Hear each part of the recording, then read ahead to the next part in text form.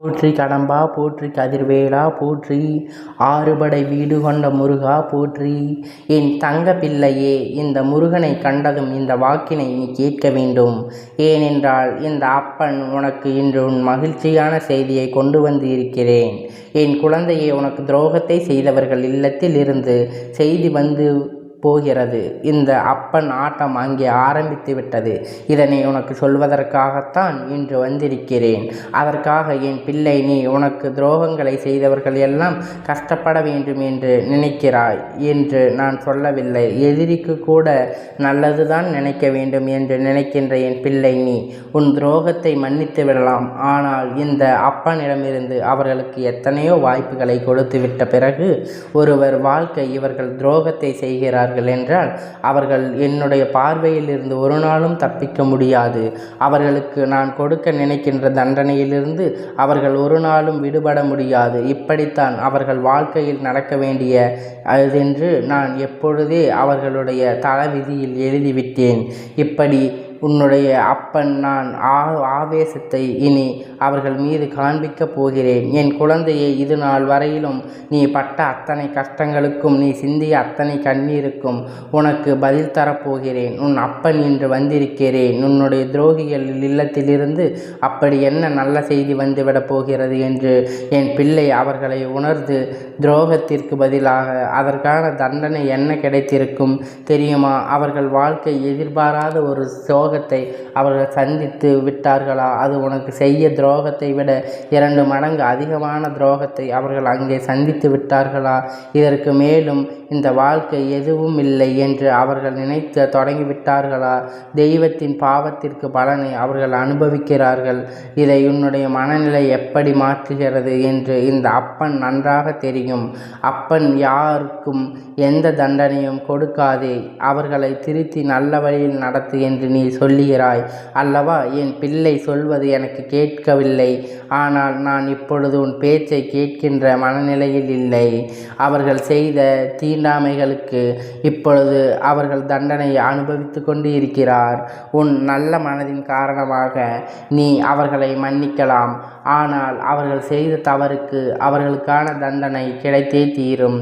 என் பிள்ளையே, நீ கண்ணீர் விட்ட பொழுது, கஷ்டப்பட்ட பொழுது உன்னை பார்த்து அவர்கள் இரக்கம் வரவில்லை. நீ இத்தனை வேதனைகள் அனுபவிக்கிறாயே என்று ஒரு துளி ஈர்வு இரக்கம் இல்லாமல் அவர்கள் உன்னை தண்டித்தார்கள். அப்போது இந்த அப்பன் வேடிக்கை பார்த்து கொண்டுதான் இருந்தேன் என்று நீ கோபப்பட்டு கொண்டு இருந்தாய் அல்லவா? நான் அன்று வேடிக்கை பார்த்ததற்கான காரணம் எப்பொழுதும் நீ தெரிந்து கொள்ள வேண்டும். எல்லாவற்றையும் உன்னால் சமாளிக்க முடியும், உனக்கான வலிமை இருக்க வேண்டும் என்பதற்காகத்தான் வேடிக்கை பார்த்து கொண்டு இருந்தேன். நான் நினைத்தது போலத்தான் நீயும் உன்னுடைய மன வலிமையை கொண்டு எல்லாவற்றையும் எதிர்த்து கொண்டு இந்த வாழ்க்கையில் பயணித்து கொண்டிருக்கிறாய். அப்படி இருக்கும் பொழுது அவர்கள் ஒன்று முன்னை அத்தனை சாதாரணமாக விட்டுவிட முடியாது. நீ எல்லாவற்றையும் அனுபவிக்கும் பொழுது எல்லாம், சோதனைகளையும் கடந்து வரும் பொழுதும் நான் உன்னோடு தான் நின்று கொண்டே இருந்தேன்.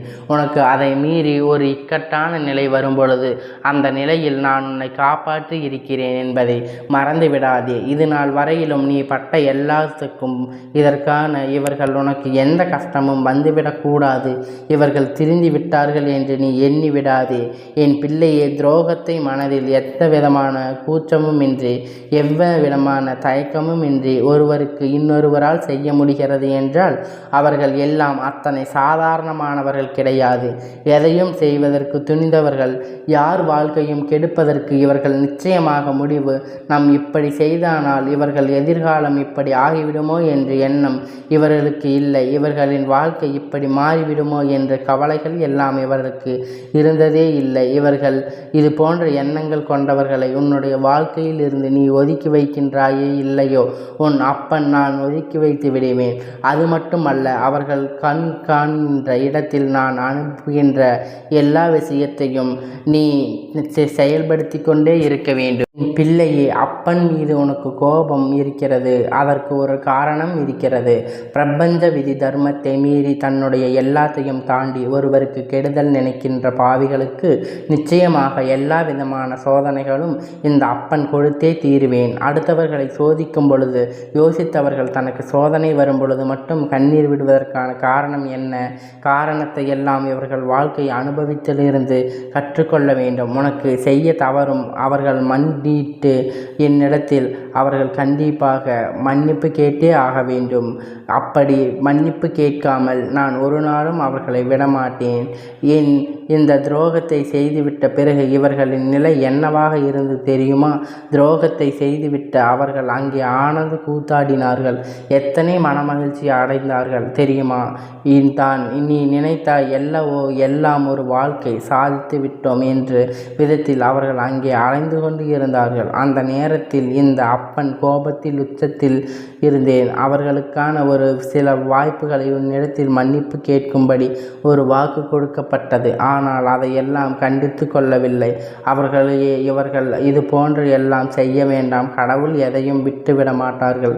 தெய்வம் என்று ஒன்று இருக்கின்றது, அது நின்று கொள்ளும் என்று சொல்லிவிட்ட பிறகு அதை இவர்கள் பெரிதாக பொருட்படுத்தாமல் தெய்வத்தை என்று ஒன்றெல்லாம் கிடையாது, அது வேறும் ஒரு கல் என்று சொல்லி திரிந்து கொண்டார்கள். இவர்கள் பேசிய அத்தனை வார்த்தைகளுக்குமான பலன்களை அனுபவித்து கொண்டே இருக்கிறார்கள். உனக்கு செய்த துரோகத்தில் மன வருந்தி உன்னிடத்தில் மன்னிப்பு கேட்க வருவார். அத்தனை சூழ்நிலையை நான் இப்பொழுது உருவாக்கிவிட்டேன். தெய்வம் கோபம் கொண்டால் என்ன நடக்கும் என்பதை நீ இவர்கள் வாழ்க்கையில் நடக்கின்ற விஷயத்தை வைத்து நீ பார்த்து கொள்ளலாம். என் குழந்தை, கெட்டவர்கள் விஷயத்தில் சாபங்கள் எல்லாம் ஒரு நாளும் மற்றவர்களுக்கு பலிக்காது. அதே நேரத்தில் ஒரு நல்லவன் இன்னொருவனுக்கு ஒரு சாபத்தை கொடுக்கின்றான் என்றால் அது நிச்சயமாக நடக்கும். ஏனென்றால் எப்பொழுதும் அடுத்தவர்களுக்கு நல்லதை மட்டும் நினைக்கின்ற ஒருவருக்கு கெடுத்தல் நடக்க வேண்டும் என்று நினைக்கிறார்கள் என்றால் அந்த மனதில் ஏதோ ஒரு அர்த்தம் இருக்கும். அந்த மனதில் ஏதோ ஒரு காயம் ஆழமாக இருக்கும். இது போல சூழ்நிலை கொண்டால் என் உள்ள நிச்சயம் சொல்லுகின்றேன், காரணத்தை உன்னால் உணர்ந்து கொள்ள முடியும். இவர்கள் நினைத்த விஷயத்தை எல்லாம் செய்துவிட்டு அமைதியாக இருந்து விடலாம் என்று நினைத்து விட்டார்கள். ஆனால் இவர்களுக்கான அமைதி கொடுக்க உன் அப்பன் இனி ஒரு நாளும் விடவில்லை. எதற்காக செய்தேன் என்று எண்ணி எண்ணி காலம் முழுவதும் இவர்கள் கண்ணீர் விட வேண்டும். அந்த நிலைக்கு அவர்கள் வாழ்க்கை நான் கொண்டு சென்று விட்டேன். ஏற்கனவே பல கஷ்டங்களை கண்டு அதிலிருந்து மீண்டு வர முடியாமல் நின்று கொண்டிருக்கிறார்கள். இதற்கு மேலும் கஷ்டங்கள் ஒன்று வரும்பொழுது நிச்சயமாக தான் செய்ய வேண்டிய தவறுக்கான தண்டனைகள் என்பதை அவர்கள் புரிந்து கொள்வார்கள். என் பிள்ளையே, இதனால் வரைக்கும் நீ நடந்த விஷயத்தை எண்ணி வருத்தப்படாமல் உன் வாழ்க்கையில் உன் அப்பன் வந்துவிட்ட பிறகு இந்த துரோகிகளுக்கெல்லாம் ஒரு முடிவினை கட்டிவிடுவேன் என்பதை மட்டும் நினைத்துக்கொள். உன் அப்பன் அன்று மறக்கவில்லை. உற்றவர்கள் முன்னிலையில் தலைகுனிந்து விட்டேன். ஆனால் உன்னுடைய நம்பிக்கை கவனமாக இருந்து விட்டால் போதும். மற்றபடி எல்லா விஷயங்களும் நீ நினைத்தபடி உன் வாழ்க்கையில் நடந்து நான் உனக்கு சோதனையை கொடுப்பேன். ஆனால் அதே நேரத்தில் அந்த சோதனையிலிருந்து உன்னை மீட்டு எடுப்பேன் என்பதை நீ புரிந்து கொள்ள வேண்டும். என் பிள்ளையை, இனிமேல் நடப்பதையெல்லாம் சந்தோஷமாக ஏற்றுக்கொள். யாருக்கும் இறக்கப்பட வேண்டிய அவசியமில்லை. உனக்கு இல்லை. அவர்கள் உனக்கு எதை செய்தார்களோ அதை தெய்வங்கள் அவர்களுக்கு கொடுக்கும் என்பதை மறந்து விடாதே. மன்னிப்பு என்ற வார்த்தைகள் எல்லாம் இப்போது சாதாரணமாக மாறிவிட்டது. எல்லா உணர்வுகள் இல்லாமல் போய்விட்டது. அதனால் சாதாரணமான வார்த்தைகள் எல்லாம் மதிப்பு கொடுக்காமல் உண்மையான உணர்வுகளுக்கு மட்டும் என் குழந்தை நீ மதிப்பு கொடு. இது ஒன்றை மட்டும் உன் வாழ்க்கையில் உயரத்தில் அழைத்து செல். என் தங்க பிள்ளையே, இந்த அப்பன் ஆசை உனக்கு எப்பொழுதும் முழுமையாக கிடைக்கும். கந்தா போற்றி, கடம்பா போற்றி, கதிர்வேலா போற்றி, ஆறுபடை வீடு கொண்ட முருகா போற்றி.